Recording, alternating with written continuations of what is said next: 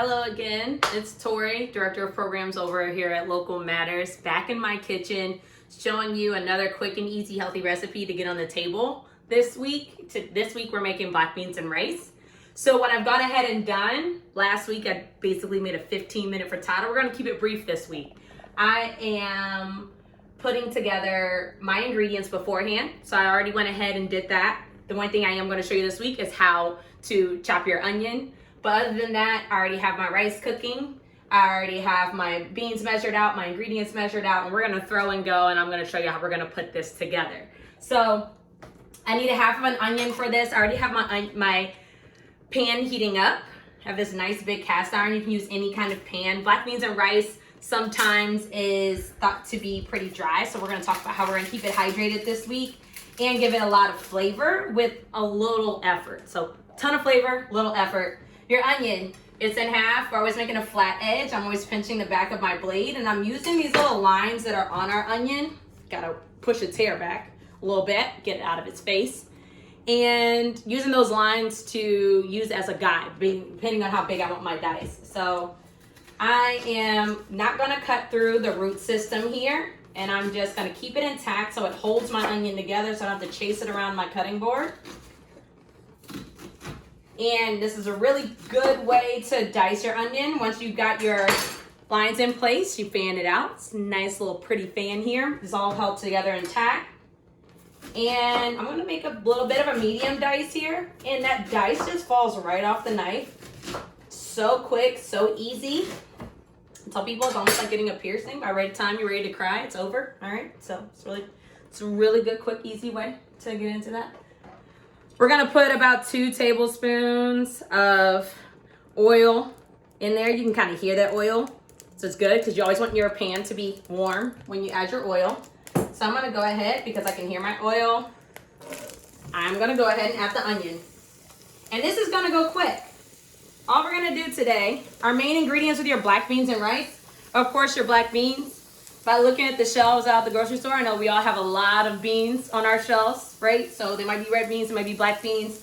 Black beans and rice you can use in a lot of different ways, and you can use it as a framework. So beans are a nice plant protein, good way to get in a lot of good protein without as much fat. And canned tomatoes we're gonna use. So this one I actually had a no salt added. So that's helpful. We're gonna talk about that later and why that's helpful. But I used about 2 cans of beans. We're gonna go ahead and get these sauteed up. If you remember from last week, I salt every layer, so everything's salt to taste. And I'm gonna use my salt often in here to blend these flavors up. You never want it to be salty. You always want it to have flavor. Always the thing there. So we're gonna get those going. This meal is gonna come together in about 10 minutes. I'm gonna use it tonight to be the base of some tacos for my family tonight. I know it's not Tuesday, but turns out you can have tacos any day of the week. It's Wednesday, Taco Wednesday, could be a thing. So, I got my daughter with that one. Still your cameraman today. So, camera woman. All right, so our onions are sauteing up. Really, all our next steps are gonna be, is I'm gonna add my beans. I'm gonna add my tomatoes. This is one that if you have leftover peppers, if you have leftover kind of really anything, vegetables, zucchini, summer squash, you could chop that up and put that in there. I'm keeping it simple today because I have some sauce I'm gonna put on top. We're doing it for tacos. I'm gonna make a cilantro lime rice, but it's a great framework. Once you have your beans, once you have your onions, they're down to that kind of translucent. I'm gonna give them actually an extra second.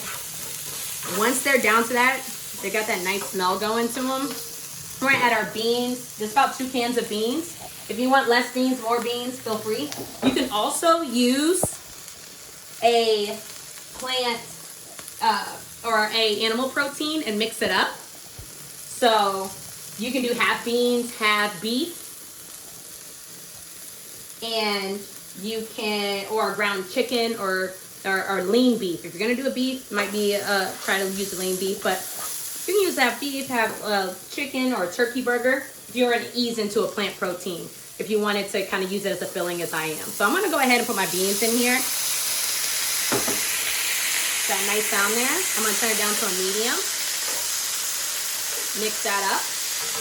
Your beans don't really need to cook. They're already pre-cooked. So I went ahead and rinsed off my beans to reduce some of the salt. I didn't have a no salt added bean, so to reduce my salt, I went ahead and just rinsed it off. That's a great strategy to use, but whenever you can, using a no salt added bean, I'm going to have a mixture of about 2 teaspoons of cumin and 1 teaspoon of coriander. If you don't have coriander, you're fine with just cumin. I had coriander, so I'm going to use it, but it's about 3 teaspoons of seasoning there. I'm going to throw that in there. Like I said, always salting every layer. So especially as I add those seasonings in there, I want those to blend up. So that's going to happen. I'm going to go ahead and add a little bit. I'll go ahead and add my tomatoes. So I'm keeping the juices in here. So this is what's important about your no salt added, because this is the way that I want my beans to stay nice and hydrated. I don't want them to be too dry. So this is a great way to do that, is to keep the juices in your tomatoes, having it down to a medium so it can kind of still keep those liquids in there. And then the last thing I'm going to add is my garlic, because I don't want it to burn. I have about 4 cloves of garlic there. Like I said, I'm still using my cheap garlic from last week. So I'm tossing that up in there, keeping on that medium heat. And then I also have a little bit of jalapeno. If you don't have jalapeno, I happen to have a decent amount of jalapenos from my first run to the grocery store. I clearly just went overboard where everyone was stocking up on toilet paper. I was clearly in the jalapeno section going ham. So I have a lot of jalapenos still. So I'm using that instead of hot sauce, but you can use hot sauce at this point, or you can let people self-medicate and put that on after the fact. So that's it. Those are my black beans. And here's my rice. So black beans are gonna simmer for a little bit. I'm gonna let those simmer for about 10 minutes, and that's it. So canned tomatoes, it's garlic, some sort of heat. So jalapenos, I threw them in last because I didn't want them to get too hot, but I wanted them to have a bit of a punch to it, give it some nice robust flavor. Last step, it's gonna be that last pinch of salt there. Blend all those flavors up, let them blend up, and let it simmer. It's done. So my rice, I'm making black beans and rice with brown rice. So brown rice is a whole grain. It's amazing. I love brown rice. A lot of people don't like it because it takes a while to cook. So that's why I started before I started this video. So you all didn't have a 40-minute Instagram live video of how to cook black beans and rice, because it's actually a very simple recipe. Your rice is ultimately what takes the longest. So I've been boiling this rice, as you can see. And an easy way to cook brown rice, I actually love it. I actually love it a little bit more than white rice, because you can make brown rice like pasta. So I actually heat up my water beforehand. So I boil it up just like I would boil it, get ready for pasta. Don't salt it as much. I do give it a little bit of salt, but I don't salt it as much as I do pasta water. But I get it boiled up first, and then I add my rice, and then I let it cook. So as I was doing all that, my rice has been boiling up. I taste it as I go to see what texture I like. That's at a really good texture. And now all I'm gonna do is drain it. And it's done. I used about a cup of brown rice, so I can get 2 cups of cooked rice, and it's done. So I didn't have to worry about not having enough water. I didn't have to worry about it getting too mushy or being too hard. I can kind of get it to the texture I want and then drain it, and then it's done. If I wanted to rinse it, a lot of times if it's like a little sticky, I might rinse it off. But right now, I'm still going to messily put it back into this pot. It's not pretty, but here we are. And I'm gonna let it steam for just a little bit. I'm not gonna let it steam for as long as I might usually, because I want to show you guys what I got going on here. So my beans and rice is basically done. It's just heating through. I'm letting all those flavors blend. We're gonna make a cilantro lime rice. So we're going to actually just use, I don't have lime. You just need some sort of acid. Even if you just had lemon juice, you could use some sort of acid. And I'm gonna just actually use my bottled up lime juice. So you might have this on hand, because you might not have as much fresh things. So I'm gonna use this, maybe about a tablespoon or so. I'm gonna let that just fluff up in here. And I've gone ahead and chopped up my cilantro. I had cilantro on hand. I know that fresh herbs might not be a thing that you have on hand. If you don't have it, it's not a big deal. You can literally just go ahead and throw your rice in with your beans at the end and make it more of a meal that way. Or you can serve it over rice, which is ultimately what we're gonna do in our tacos. I'm gonna put the cilantro lime rice with the beans on top and a little bit of salsa that I have left over. But anytime you do have cilantro, I've actually had this cilantro for maybe a little bit under a week. And a lot of people don't like to keep herbs because they think they go bad fast, and that's true. But a good way to keep them fresher longer is you actually keep them like cut flowers. I am horrible at keeping plants alive, but this I happen to be able to keep alive.